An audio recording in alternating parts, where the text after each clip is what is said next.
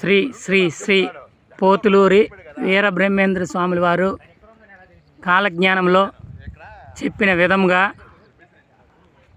7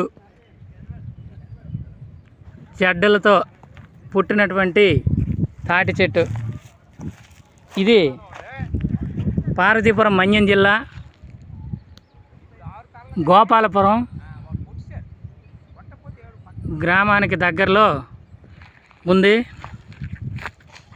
విశ్వబ్రాహ్మణులందరూ కూడా దీన్ని వీక్షించి ఆ బ్రహ్మంగారి కాలజ్ఞానం గురించి అతను చెప్పినటువంటి వాక్యాలని అందరికీ అర్థమయ్యే విధంగా మన విశ్వబ్రాహ్మణ సోదరులు అందరూ కూడా 10 మందికి తెలియచేస్తారని కోరుకుంటున్నాం.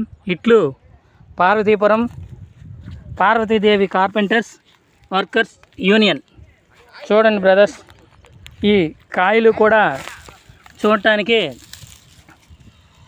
అదో రకంగా ఉన్నాయి. ఇది మన ఏరియాలో ఉండడం అనేది చాలా గర్వించదగ్గ విషయం. Thank you friends, share me.